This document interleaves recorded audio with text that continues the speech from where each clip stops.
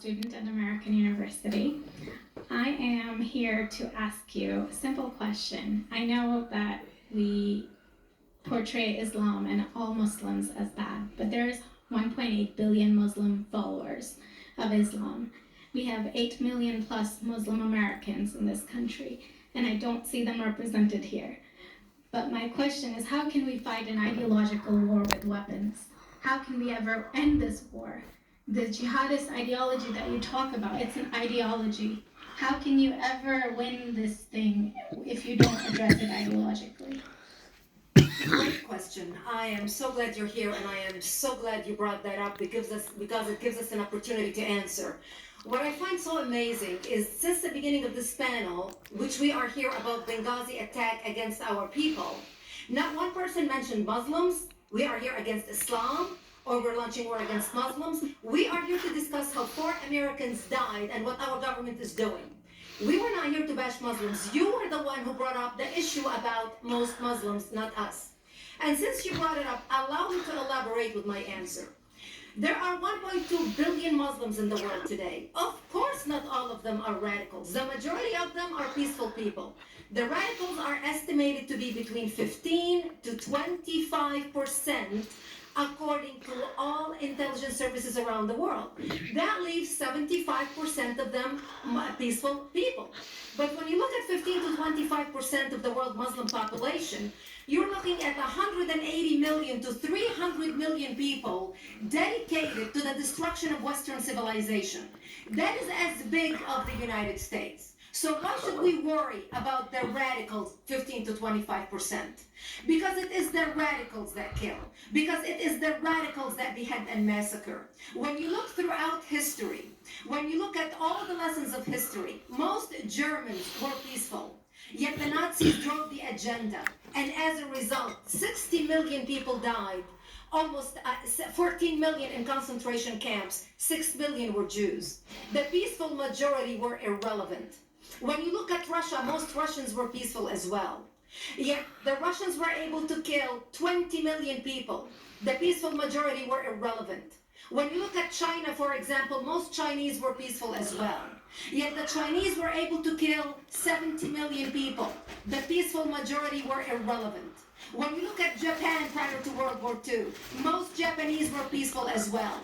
Yet Japan was able to butcher its way across Southeast Asia, killing 12 million people, mostly killed with bayonets and shovels. The peaceful majority were irrelevant. On September 11th in the United States, we had 2.3 million Arab Muslims living in the United States. It took 19 hijackers, 19 radicals to bring America down to its knees, destroy the World Trade Center, attack the Pentagon, and kill almost 3,000 Americans that day. The peaceful majority were irrelevant. So for all our powers of reasons and us talking about moderate and peaceful Muslims, I'm glad you're here. But where are the others speaking out? And since you are the only Muslim representative,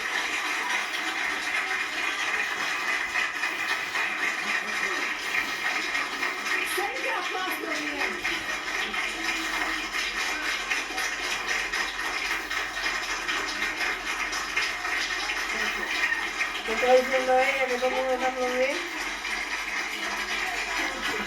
Ella se está refiriendo al contraste entre los buenos y los malos.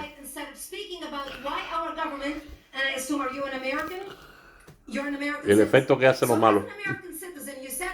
And instead of standing up and saying a question or asking something about our 4 Americans that died and what our government is doing to correct the problem, you stood there to make a point about peaceful, moderate Muslims. I wish you brought 10 with you to question about how we can hold our government responsible.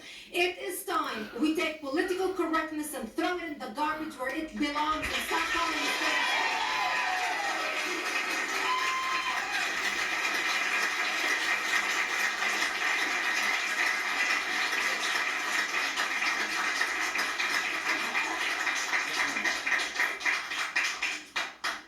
And there will be refreshments afterward.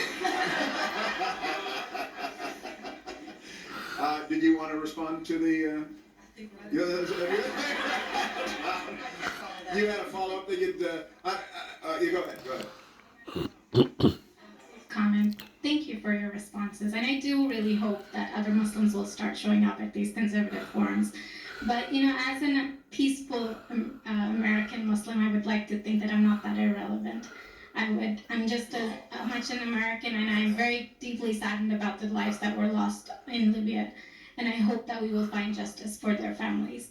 But I don't think that this war can ever be won by just the military. You have to address them. You have to bring Muslims to the table to address this. I think everyone agrees that it can't be won just militarily, and I think that everyone has said that. You tell me who the head of the Muslim peace movement is?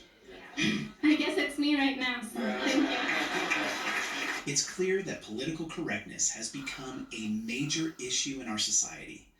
Although it was initially intended to spare people's feelings, it has now become a hindrance to discussing important issues without causing offense.